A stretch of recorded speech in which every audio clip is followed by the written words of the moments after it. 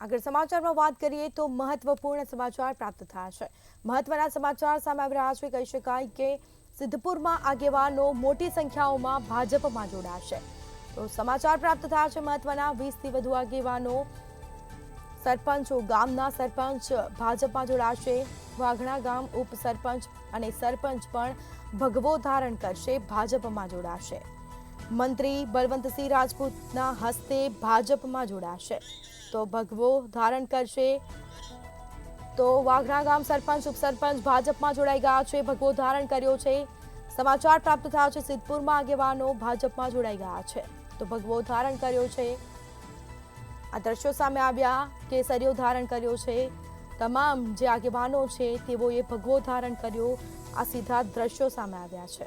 તો વીસ ગામના સરપંચ ઉપસરપંચ આગેવાનો ભાજપમાં જોડાઈ ચૂક્યા છે।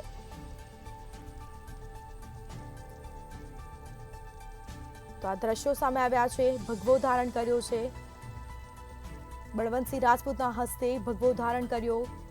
20 ગામોના સરપંચ ઉપસરપંચે ભગવો ધારણ કર્યો છે। આગેવાનો પણ ભાજપમાં જોડાયા છે।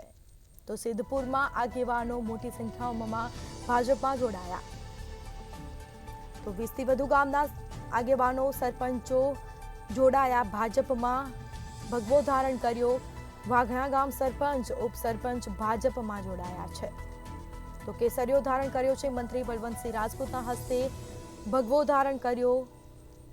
ખેસ પહેરાવીને ભાજપમાં જોડાશે તમામ આગેવાનો સરપંચ ઉપસરપંચ। વાઘણા ગામ સરપંચના ઉપસરપંચ ભાજપમાં જોડાયા। તો આ દ્રશ્યો સામે આવ્યા છે, સિદ્ધપુરમાં આગેવાનો મોટી સંખ્યામાં ભાજપમાં જોડાયા છે, ભગવો ધારણ કર્યો છે। 20થી વધુ ગામના આગેવાનો સરપંચો ભાજપમાં જોડાયા છે તો વાઘણા ગામ સરપંચ ઉપસરપંચ ભાજપમાં જોડાયા છે। તો આ દ્રશ્યો સામે આવ્યા છે। મંત્રી બળવંતસિંહ રાજપૂતના હસ્તે ખેસ પહેરી વિધિવત રીતે ભાજપમાં જોડાયા। વાઘણા ગામ સરપંચ ઉપસરપંચ ભાજપમાં જોડાયા છે। તમામ જે આગેવાનો છે તેઓએ પણ ભગવો ધારણ કરી લીધો છે, ભાજપમાં વિધિવત રીતે જોડાયા છે। સિદ્ધપુરમાં આગેવાનો મોટી સંખ્યામાં ભાજપમાં જોડાયા। ભાજપનો ભરતી મેળો જોવા મળ્યો। 20થી વધુ ગામના સરપંચ આગેવાનો ભાજપમાં જોડાયા। ભારતીય જનતા પાર્ટીના સંમેલનમાં આદરણીય ઉદ્યોગ મંત્રી બળવંતસિંહજીના નેતૃત્વમાં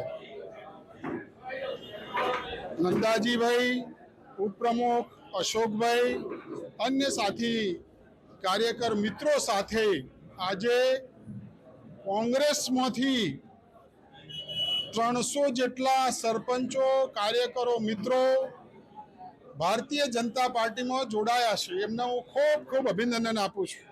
અભિનંદન એટલા માટે મિત્રો કે દેશના વડાપ્રધાન નરેન્દ્રભાઈ આપણા જૂના મહેસાણા જિલ્લાના વતની, એમને ગુજરાતમાં સલામતી સાથે વિકાસ, ભૂતકાળમાં કોંગ્રેસના શાસનમાં તમે જોયું હશે કોમી હુલ્લડો થતા હતા, પણ નરેન્દ્રભાઈએ ધુરા સંભાળી અને કોમી હુલ્લડો ઉપર